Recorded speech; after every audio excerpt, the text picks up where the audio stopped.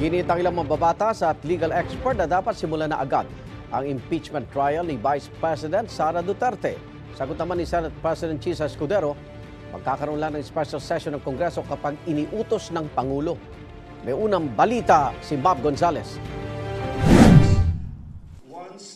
Kung si Pangulong Bongbong Marcos daw ang magpapatawag ng special session para mapag-usapan ang impeachment trial ni Vice President Sara Duterte, wala raw magagawa ang Senado kundi tumalima. Pero manggagaling ba sa amin ang kagustuhan yan o sa akin ang kagustuhan yan? Hindi, Nympha. Dahil ulitin ko, ayokong tratuing special. wala naman daw siyang natatanggap na tawag mula sa Pangulo o Kamara kaugnay rito. Nauna nang sinabi ni Escudero na hindi kailangan ng special session para masimula ng impeachment trial. Wala akong balak. Ano ba yung rason bakit kailangan? Dahil ba special siya? Dahil ba minamadali natin? Dahil ba galit na galit yung ilang sektor at gustong mag-trial na agad? Paniniwala ko, dapat maging patas para hindi magdulot ng instabilidad at para hindi magdulot ng duda kaugnay sa magiging pasya ng impeachment court pagdating ng panahon. Kaya tanong ni Escudero sa mga kongresista, bakit pinatagal nila ang proseso ng reklamong impeachment? May trabaho kaming kailangan at dapat gawin kaugnay ng legislasyon na hindi kailangan inaabangan ng isang bagay na, ulitin ko, mahigit 2 buwan nilang inupuan. Pangalawa, para sa akin, may mga kailangan pang gawing hakbangin ng Senado bago pa kami makapag-trial. Wala kaming sinisisi, wala kaming sinasabing magsimula agad. Konstitusyon lang naman ang nagsasabi noon at walang kondisyon na nakalagay sa ating konstitusyon. Kung kailan pwede magsimula, ang nakalagay lang ay sa labing madaling panahon. Sabi ni Senate Minority Leader Coco Pimentel, kung may special session, mapapabilis ang impeachment proceedings pati ang pagpasa sa mga prioridad na batas ng administrasyon. Dapat daw may sense of urgency. Bagaman hindi raw ibig sabihin ay dapat aksyonan agad pagkatanggap ng impeachment complaint, hindi na aniya forthwith kung 3.5 buwan ang palalampasin.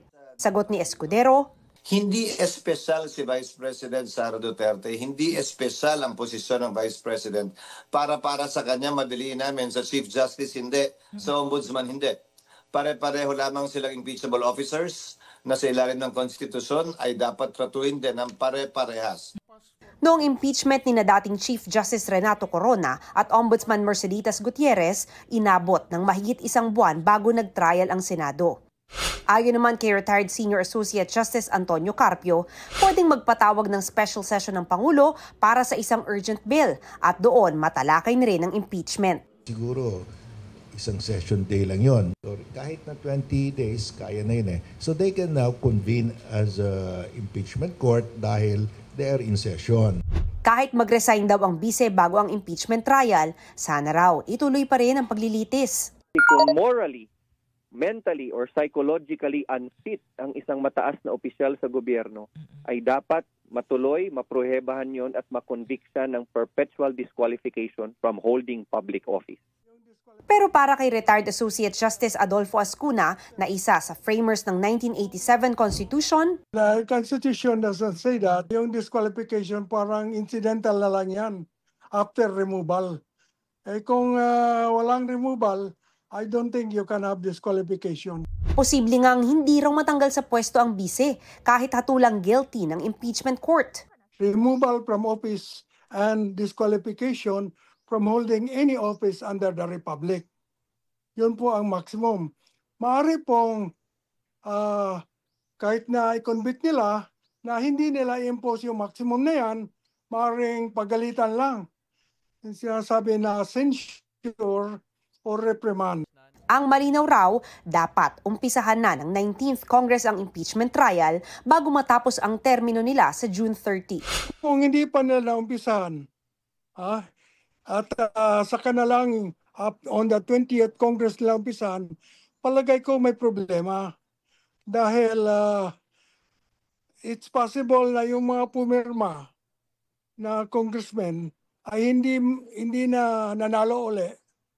At yung 1/3, hindi na kumpleto. Pinagbabawal ng saligang batas na magkaroon ng panibagong complaint within 1 year. Ito ang unang balita. Mav Gonzales para sa GMA Integrated News.